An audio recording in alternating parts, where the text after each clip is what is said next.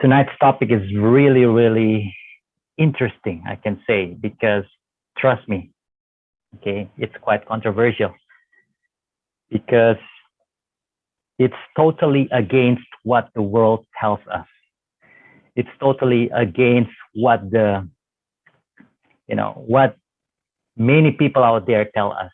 Okay, it's very controversial, but let us see what the Bible tells us. Okay, the desire to be rich. So we have already studied about the temptation of Jesus. And then this is the third temptation, okay? Matthew 4, verse 8 to 10. Okay, this actually, we have so many things to say, but we have only little time to share. So I want you to please focus on everything I say here. And then after that, we're going to discuss about it together, right? Matthew 4, verse 8 to 10. Again, the devil took Jesus to a very high mountain and showed him all the kingdoms of the world and their splendor. Okay. All this I will give you, Satan said to Jesus, if you will bow down and worship me. But then Jesus said to him, away from me, Satan, for it is written, worship the Lord your God and serve him only. We all know that Jesus was born as a poor man, okay? So when he came to this world, he was born as a poor man. Okay? His father is a carpenter, okay? And remember, Jesus was born not in the hospital or in a clinic or at least in the house. No, he wasn't born there. He was born in a stable, it's an animal shelter. And so we all agree that Jesus was born as a poor person. Jesus had a very poor life because his father is a carpenter. And then for 30 years, he was, like doing daily activities. And of course, when he grew up, of course, he helped his father as he was supposed to. Okay. And of course, he's a carpenter as well because his father is a carpenter and he helped his father do the daily chores. Okay. So we all know that Jesus was a poor person when he came to this world. And right at this point, Satan tempted him. Satan said, in other words, okay, you were born a poor person. You have lived a poor life. Right now, it's time for you to at least, enjoy this life, because all this time you've been suffering a lot. So probably right now it's time to ease the suffering, the pain. Probably many people like insult you because you're poor and many things like that. I'm telling you in other words, okay?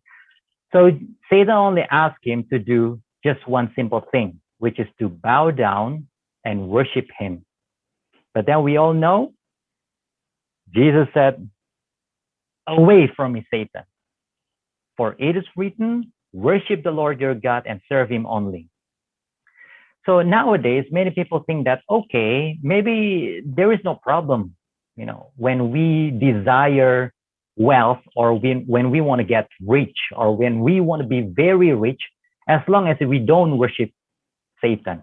That's what many people think. As long as we don't worship Satan, there will be no problem at all. Okay? But first of all, we must know, are we working or do we live or do we earn money to be rich or to fulfill our daily needs? We're going to talk about our needs and our desires. Okay? If we're talking about, okay, we must earn money because we want to buy food for ourselves, right? Okay, that's what we need. Okay, so food is our needs. However, it can turn into desires when we want expensive food to gratify our cravings. To gratify our cravings, meaning you can find chicken, which costs only like 20, 30 baht, per piece, or probably 100 baht, okay? But you can also find chicken cost maybe like 400, 500 baht, like that, okay? So it depends what kind of food you desire. Okay, and talking about clothes. Yes, we all need clothes. But when we're talking about desires, what we want, it has shifted to another thing, right? When we talk about trendy fashion, branded clothing, that's different thing, right? Gucci, what else? Louis Vuitton, Armani, so many other brands, right? So that's what we desire. How about house? House, of course, is one of our needs. We need a house, right? Without house, that's too bad because we don't have any shelter to live in. But then when we desire a big mansion, 2, 3 story houses, or maybe a big mansion with swimming pool inside and so many other cozy things inside, that's what we desire. It's not our need anymore. And talking about jobs, of course, right now in the pandemic situation, many people lose their jobs. So jobs also become one of our needs.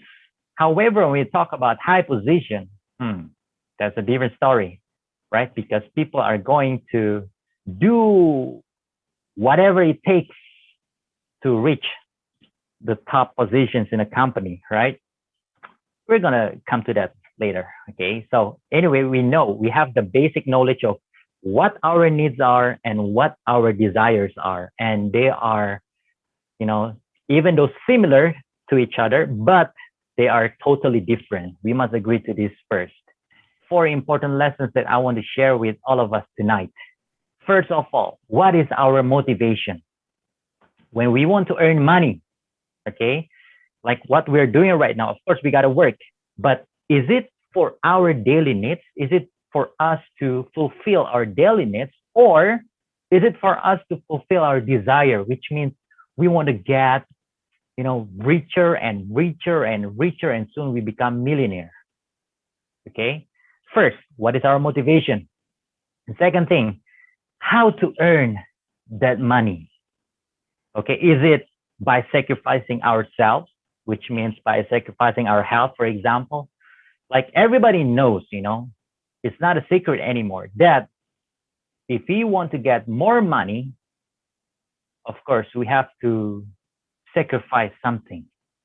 Nothing is free in this, And one of the sacrifices that people make is usually health, because of the project or because of the deadline, we are supposed to sleep like 7 to 8 hours, but because of that, we have to sleep only like 5 hours. Why? Because we want to be rich. Okay. And also our family time, right?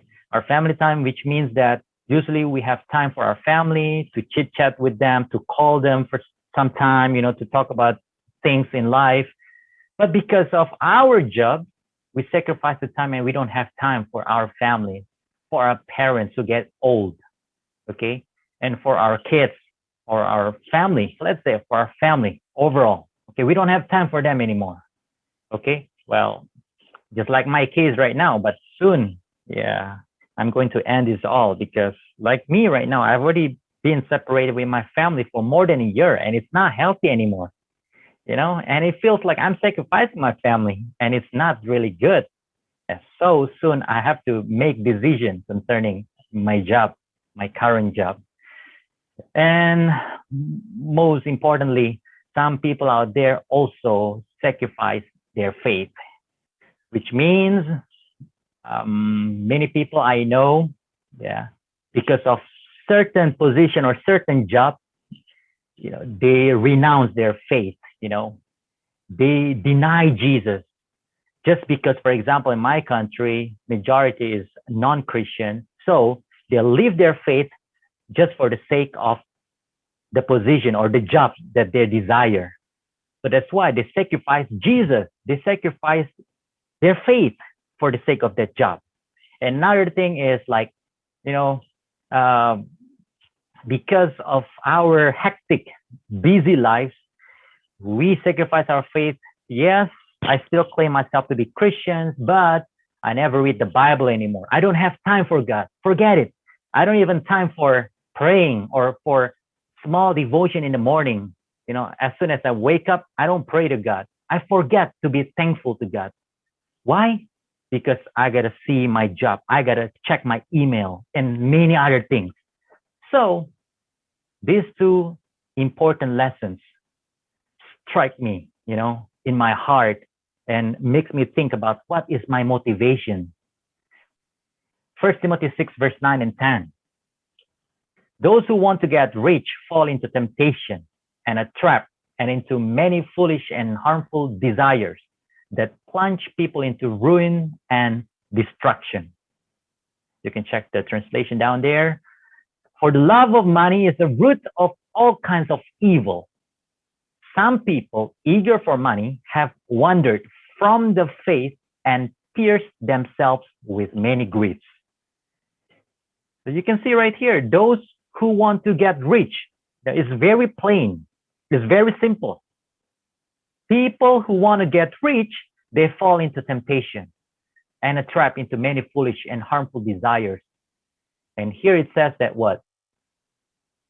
Some people eager for money have wandered from the faith and pierced themselves with many griefs. As I said earlier, see, many people want to get rich by sacrificing themselves, right? Their health, their family time, and even their faith. As if money is much more important than God. Okay, so you can see right here, we can never sacrifice anything. Okay, we cannot do that. Seriously, we cannot do that. Because if we do that, wow, we forget the one who gives us the breath of life, the one who gives us this job, the one who gives us this life, this health, and many other things. Again, it's very clear. We have to work for our daily needs, not to fulfill our desire. The scriptures tell us that. Now, another thing, the third one, how would you use your wealth? Okay, so let's say that we have the wealth or the money, okay, or the blessing, how would we use our wealth? Is it to increase our life standards, or are we going to increase our standards of giving by giving some charity, donation, and we can help the poor people out there? How would we use that? And this is a very important thing, because Jesus himself said, I hope that you study this in the Bible.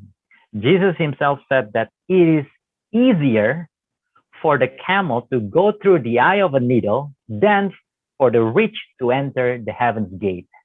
In other words, it is very, very, very, very difficult for the rich people to go to heaven. I didn't say that. Don't get me wrong. I didn't say that. The Bible says that. But it doesn't mean that no rich people will go to heaven.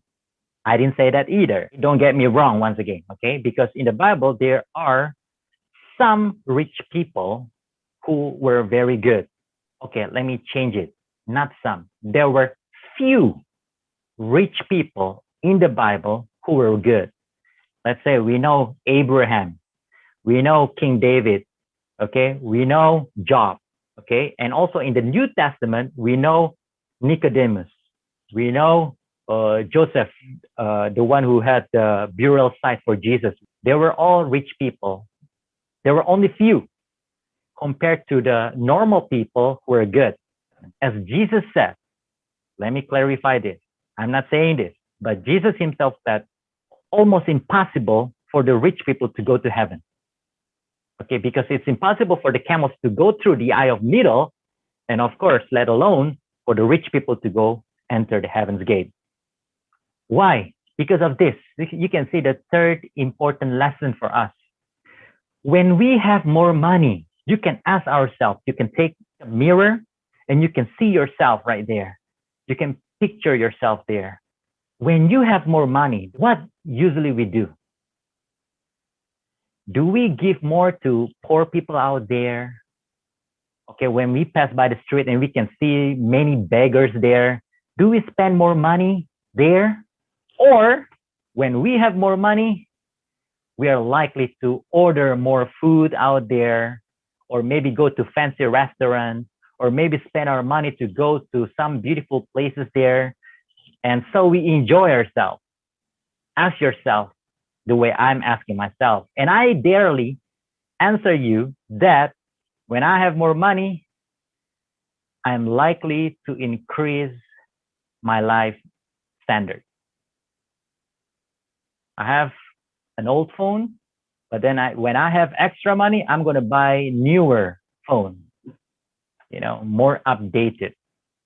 When I have more money, I'm likely to go to some other beautiful places. I'm going to take selfies there and post it on social media. Why? Because I get more money.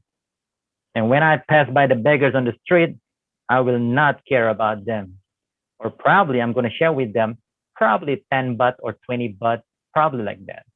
I'm representing many other people around the world, though actually they claim to be a believer of God. That's why right now many people don't believe in God. Why? Because they don't see any difference between the believers and the non-believers. So that's why it is very clear. When we have money, we got to share with the poor, because it is written also in the scriptures. The poor are always with you. And why are the poor with us? So that we can share our blessings. When we have money, when we have extra blessings from God, do not increase our life standards, but increase our standards of giving. When we usually spend only, 5 baht, or maybe in dollars, maybe $1. When we have more money, spend $5, spend $10 for each beggar we meet. Or maybe when we have even more and more, give some charity, give donation, because many people out there are poor. So many times, when of course, when I'm here in Thailand, I walk around and I can see many poor people out there, really, guys. I don't know whether you notice that or not. I have seen many poor people. And at first I thought that, oh, probably some of them are faking around. And I've already witnessed, yes, a few of them are actually faking around. They just pretended. But I cannot just, judge them all that they're all pretending. There's none of my business, because I would have witnessed with my own eye an old woman. At night, she was there. Daytime, she was there also. That means that she doesn't have any shelter. And what am I supposed to do as God's person? I got to do something. I got to give her food, right? Or maybe money or whatever I can give. I must give her the way I must give to all other beggars out there. So that's why many people are trying to fool around with God, They say to God, God, if you give me more money, I'm going to give lots of charity. If you give me more money, I'm going to help with your work. I'm going to give lots of donation to the church, or maybe to the orphanage, or all the poor people out there. Many people say that to God. But you know what? It is also written in scriptures. If we are not faithful towards the little things that God has already given to us, and how can we be faithful when God gives us something big? We are not trustworthy servants. You understand what I mean? We are not trustworthy servants. If I cannot share with others when I have, like, let's say 20,000 baht, and I'm not sharing with others, then how can I expect that I would share with others when I have like 50,000 or 100,000 baht? There is no way. And we think that we are smart, and so we think that we can fool around with God, It's not going to happen. That's why, starting from now on, however much money we have to share with others, no matter how much we have. Okay, so that when the time comes that God is giving us greater responsibility, we got to give more. Okay, listen to this. We got to increase our standard of giving. The more money we earn, the more money we are given by God, the more money we have to share with others. Why? Because we are given those blessings to be the channel of blessings, not for us to make ourselves richer and richer and richer. No, not for that. But we have to share with others so that we become his tool or his instrument or his channel of blessings, so that many other people will still feel the love of God. That's the third lesson that we learned tonight. You can see here, Matthew 6, verse 19 and to 21. You can see the translation down there. Do not store up for yourself treasures on earth where moths and vermin destroy and where thieves break in and steal.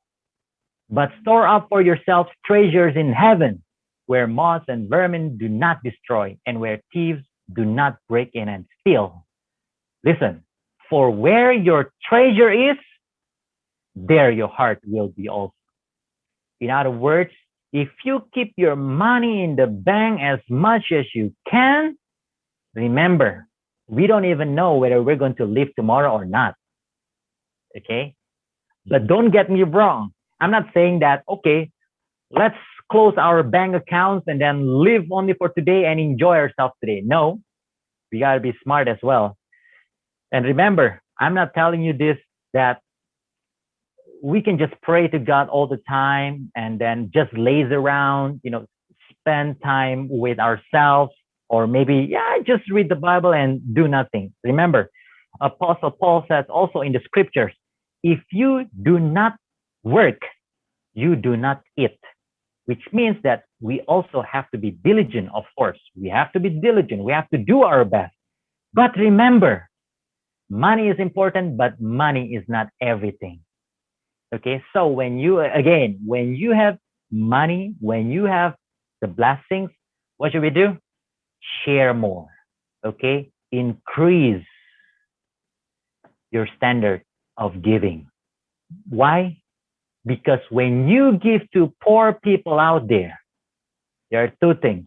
One thing, we don't know. Maybe those poor people are actually angels in disguise.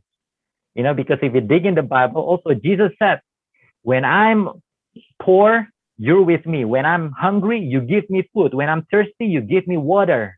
When I'm naked, you give me clothes. And then the disciples ask him, Master, teacher, when is it? When is it that we see you and then we give you clothes and we give you food? And then Jesus said, what? Whatever you do to these poor people, you are doing that to me. Okay? Quoted by Jesus Christ himself. So what I'm telling you right now, everyone, all of us, including me, remember, when we give our blessing, we share our blessing, we give money to other people, right? There are two things. One thing, maybe they are angels in disguise. They're actually angels, but they just be like poor people, okay, just like beggars, and then we share our blessings with them. And of course, we can be blessed when we share with them. That's one thing. And second thing is because of this. When we give money to poor people, to orphans out there or to the sick people out there who need some donation because they don't know how to pay the hospital fee, for example, okay, that means that we keep our treasure in heaven. And when we keep our treasures in heaven, don't worry. The interest is so much bigger than the banks can give.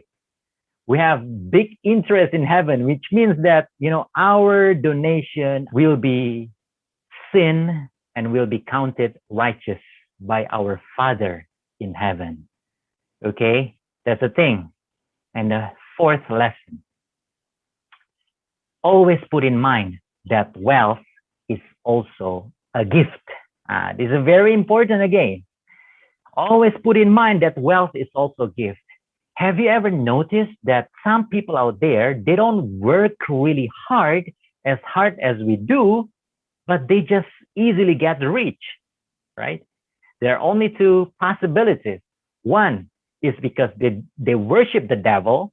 That's possible because Satan also can give wealth.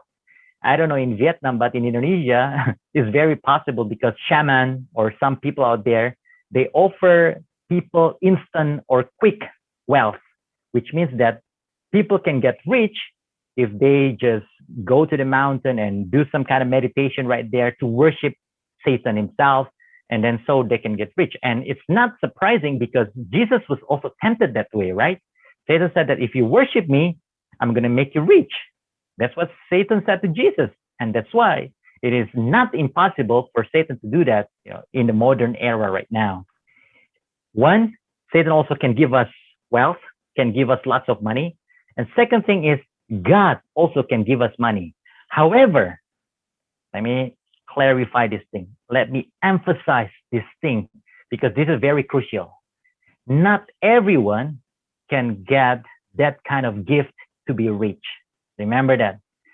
So that's why we have to always put in our mind that wealth is also a gift. As I said before, some people don't work as hard as we do, but they are just like when what people say, they're so lucky. You understand? They're so lucky. But actually that's not fortunate, but that's because God has given them, wealth. That's why they become wealthy or rich, right? But some people are not given that kind of gift, I can say. But don't get discouraged. Don't get discouraged because remember this thing. If we want to go to heaven, it's not by looking at how much do we have. No, but how much do we share? There are two different things, right?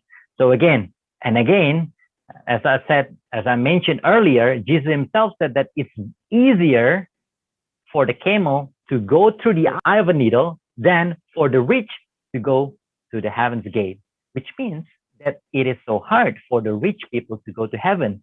But the world, you know, on the other hand, offers us differently. The world says that what? You can be rich. You can be rich. Go. You got to be rich.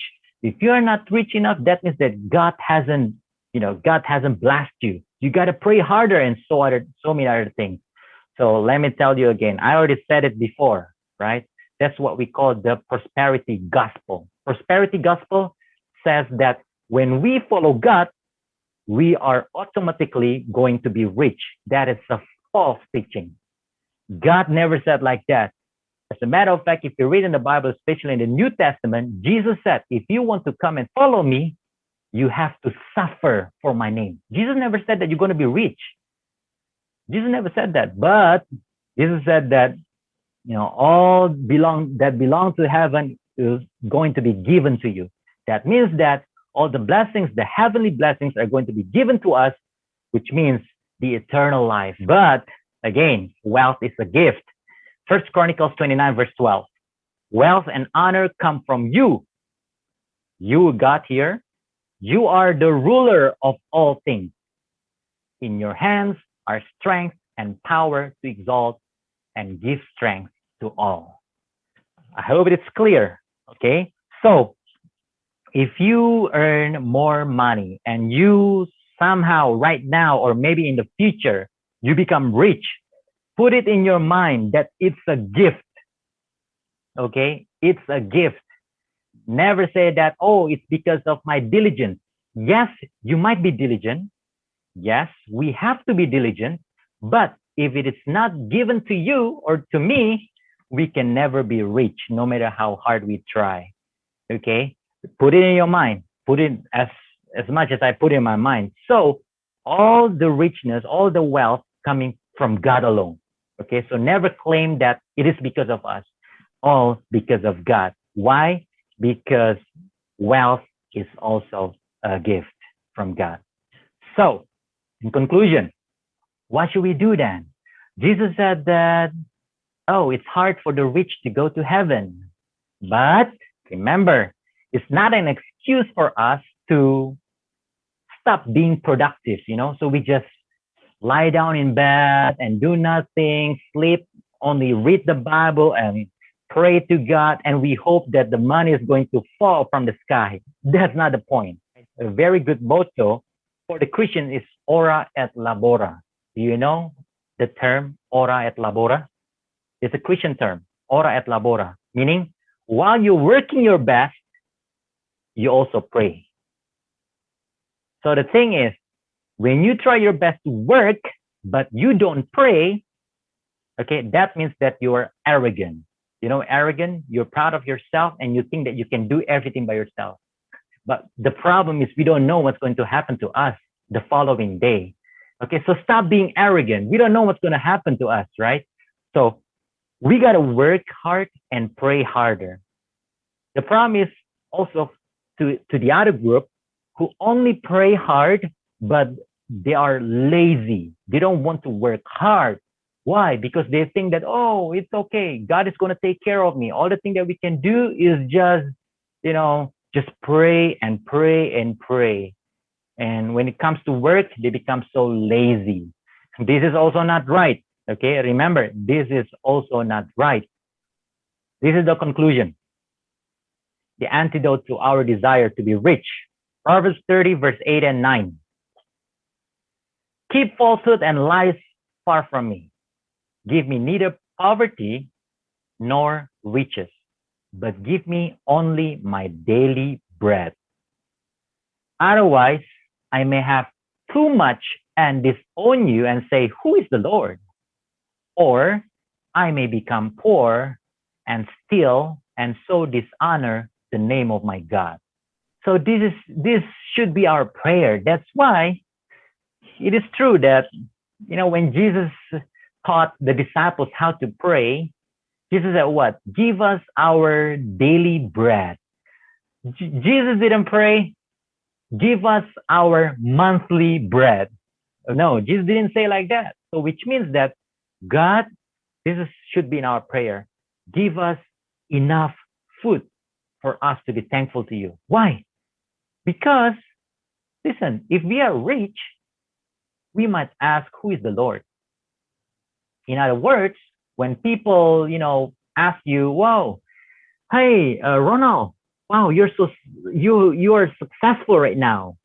How can you become successful right now? And then Ronald will say, oh, yeah, it's because, I work hard day and night. And so my boss looked at me and then she thought that, yes, I deserve it all. And then we forget about God.